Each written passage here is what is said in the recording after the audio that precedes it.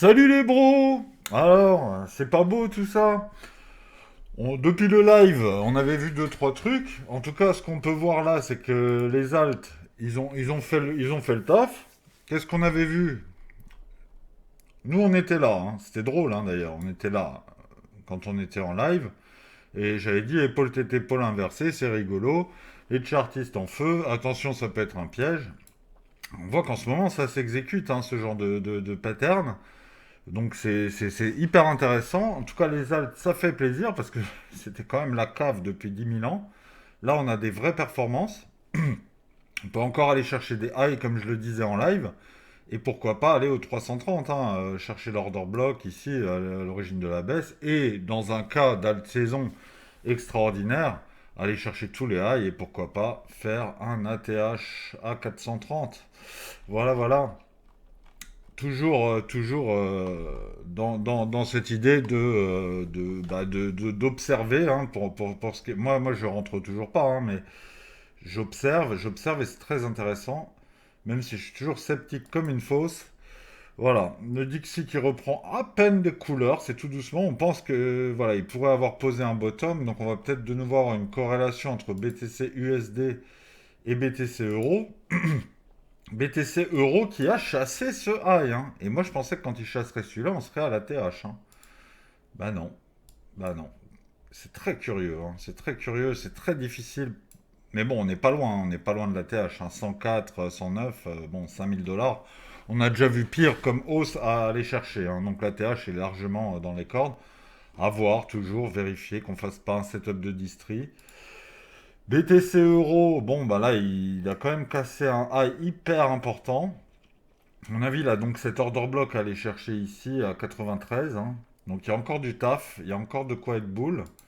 Solana qui nous fait un beau épaule tête épaule inversé pareil qui a explosé et qui en 8 minutes semble nous en refaire un qui a fake. Mais vous le voyez ici, tac tac tac, hop, il a fake et là ça a l'air de repartir. Bon, Bitcoin, ça c'était la FVG Daily la dernière. Il reste de la FVG H4. Mais on s'en fout un peu. Maintenant, ça monte ou ça monte pas, hein, mais voilà. La FVG H4 qui est... Non, bah il y en a pas. Non, j'ai dit de la merde. J'ai dit de la merde. J'ai écouté quelqu'un qui m'a dit qu'il restait de la FVG H4, mais il y en a pas. Ok, ok. Donc on est bon, hein, on est bon. On voit là les 107 à aller chercher ce high qui est à l'origine d'une baisse assez vénère et qui n'a pas été chassé. Donc il y a peut-être des stops à aller chercher à 107. Donc bon, on observe la hausse, hein, voilà, hein, quand on est invalidé, on est invalidé, ce qui est mon cas, ce qui est sûrement pas le vôtre, hein, puisque je vois que je suis assez minoritaire, que les gens sont très confiants dans le bull run et compagnie, que ça repart. C'est notamment dû à la performance des alts et à la performance d'Ether, dont je n'arrêtais pas de dire la faiblesse extraordinaire. Bon là, il a montré enfin un signe de force. Par contre, il n'a pas liquidé là pour faire l'explosion, c'est assez étonnant. Donc il y a eu un petit STB sur un truc plus low time frame. Mais c'est vraiment étonnant. C'est des hausses qui tétanisent, qui surprennent et qui font FOMO, hein. Mais voilà, hein, maintenant, si Ether il part, il va chercher déjà les 2008 et après il va chercher les 4000, hein, point barre, hein. Donc les 4000 qui sont là, hein, on voit bien le setup, voilà. Là, sur la baisse, on voyait bien la liquidation et le crack, hein. Donc maintenant, on peut faire complètement l'inverse et aller chercher des sommets. Et on voit d'ailleurs en très, très long time frame cette trendline qui a été creusée profondément, transfert main forte, main faible et on explose. Voilà, voilà, voilà. Bon, bah écoutez, moi j'ai toujours le support à 1370, mais il semblerait que ce soit un an, hein. Donc bon, je vais prendre mon mal en patience. Pour rappel, pour ceux qui ont de la peine pour moi, n'en ayez pas, hein. Moi, je m'en sors très bien en investissement. Je peux rater des opportunités, il n'y a aucun souci. En tout cas, ne vous faites pas de bill pour moi. Moi, je vous partage mon expérience, donc vous verrez mes erreurs, les opportunités que je rate, celles que je réussis. Puis à la fin, vous pourrez faire un bilan. Mais là, la chaîne est trop jeune, ça a 3 mois. J'avais anticipé la baisse, j'ai pas du tout vu la hausse. 50-50, balle au centre, on verra bien, hein. Et puis ça va en ATH, ça va en ATH. Pour la petite histoire, sachez que ici, j'avais fait le bull run. Ici, j'ai fait le bull run. Et ici, j'y étais pas là. Là, j'y étais pas. Pour plusieurs raisons, j'étais moins dans la crypto, je m'intéressais moins. J'étais très content de ce que j'avais fait. J'avais même perdu un peu d'argent dans la hausse, parce que des fois, on fait n'importe quoi. Ici, j'avais peut-être fait des coups, j'ai perdu de l'argent et j'ai dit stop. Et donc toute la hausse là, et j'ai jamais FOMO jusqu'à 69 000, et puis après il y a eu l'écroulement, et j'en faisais pas partie non plus, hein, du coup j'avais pas d'actifs, donc je l'avais très bien vécu. Mais là, j'avais pas acheté non plus à 15 000, puisqu'à 15 000, on se disait on va aller à 8 000. Donc moi j'avais plutôt acheté de 20 à 50, j'ai acheté, donc j'avais un prix moyen de 37. C'est aussi pour répondre à la dernière personne du chat du live qui me disait t'es un gros mytho, ton premier prix d'achat c'est 72. Quand je parle de premier prix d'achat, c'est quand je commencerai mon DCA. Évidemment que je ne vais pas parler pour un DCA et pour l'avenir du premier prix de Bitcoin que j'ai acheté dans le passé, ça n'a aucun sens. Donc tu étais un peu à côté de la plaque. Et c'est un peu rapide de traiter les gens de mythos, faut discuter avant, hein. L'agressivité, ça se mesure, hein. Prendre des tisanes, hein. Bref. Et pareil, hein, pour ceux qui me disent ouais, t'as arrêté le train, tout ça, on s'en fout, non? On s'en fout. Je vous donne pas de conseils. Et puis si vous voulez pas rater les hausses, n'hésitez pas à aller voir des youtubeurs qui vous font acheter toute l'année et vous raterez aucune hausse, hein. Voilà. Alors que moi, je vais rater des hausses. Je vais rater des hausses et c'est assumé. C'est assumé, hein. Il n'y a pas de problème. Comme je dis, quand on sera là en septembre, tout ça, on aura oublié, hein. Comme il y a des gens qui ont déjà oublié ici et qui ici pensent qu'on a eu le bear market.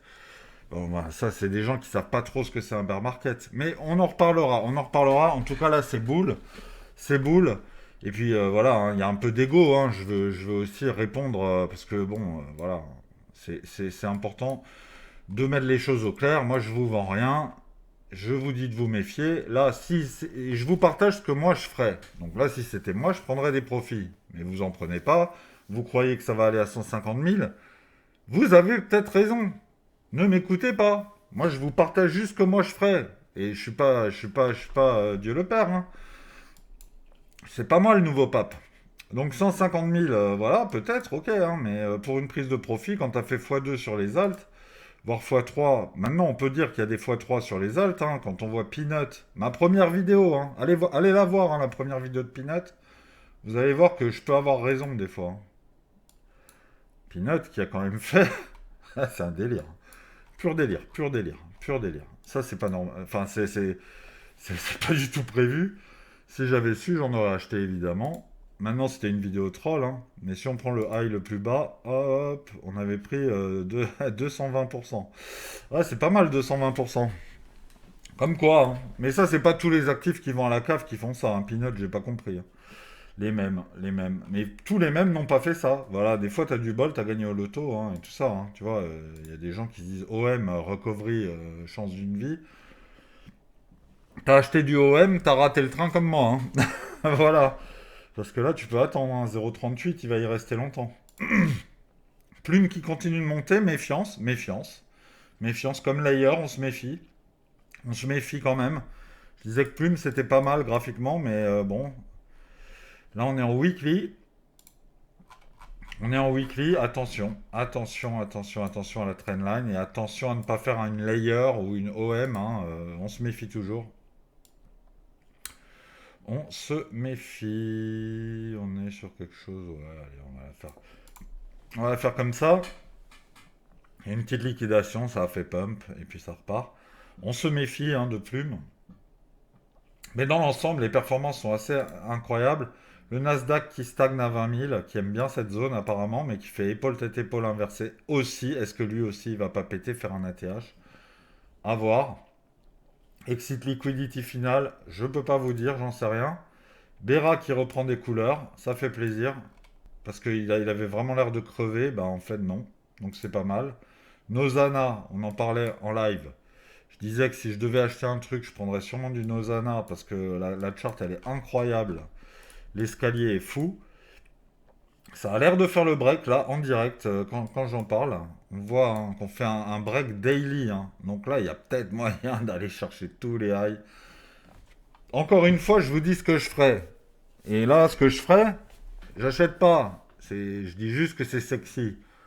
Mais je ne vous incite à rien, hein. C'est pour ça, venez pas m'embrouiller, puisque moi, j'ai aucun rapport d'influence sur vous, et comme vous n'en aurez d'ailleurs jamais sur moi, hein.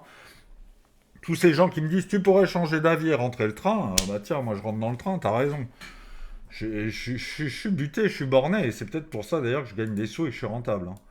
Parce que je peux en avoir rien à foutre de perdre un an d'investissement, hein. Ah, rien à foutre, hein. Rien à foutre. J'ai fait x5, comme j'ai dit, hein, sur cette montée. Je peux attendre 2 ans même 2 ans. Rien à foutre. Je chercherai mes zones, point barre, je suis buté, je suis borné. XRP, très beau, très beau. Il va sûrement chasser les highs, peut-être un ATH. Je suis pas dupe, hein, je suis pas dupe, mais c'est pas parce que je vois ça que je vais investir pour un RR minable, hein, tu vois. C'était intéressant à 1,70, là, ça l'est plus du tout. Ether, c'était intéressant à 1004, évidemment. Mais il y avait tellement de risques d'aller casser le support et de chercher encore plus la cave. Alors oui, ceux qui font des DCA dans des zones très basses, ouais, ouais, très bien, vous avez raison. Mais je visais autre chose, moi. Je visais vraiment la récession et des caves démentielles, qu'on aura peut-être dans l'année, hein, on verra. Ou on verra pas, peu importe. CKB décevant, décevant, c'est pas assez, hein, c'est vraiment faible.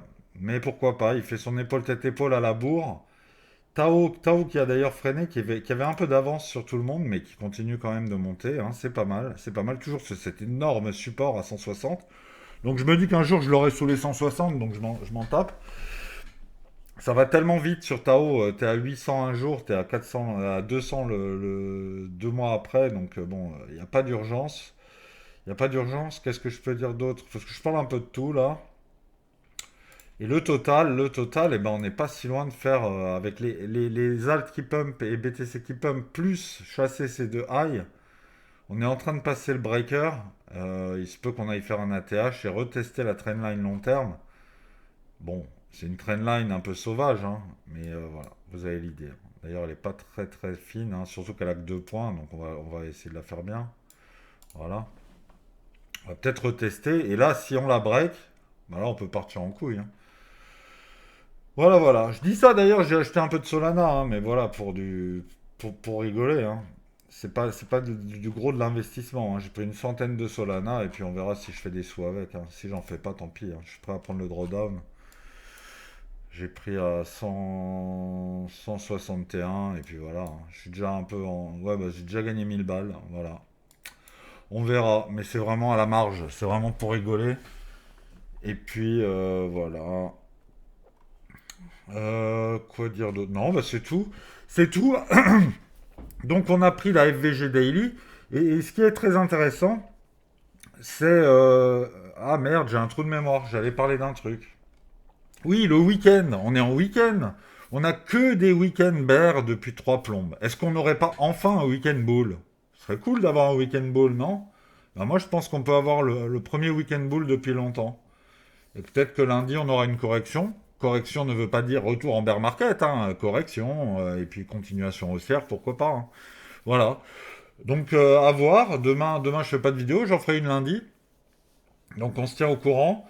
Et puis, voilà, bah, je vous souhaite de profiter. N'hésitez pas à prendre des profits. Si vous êtes en x2, qu'historiquement, vous aviez l'habitude de perdre du capital, c'est peut-être l'occasion, une fois, pour la première fois de votre vie, vous avez fait x2, vous vendez la moitié.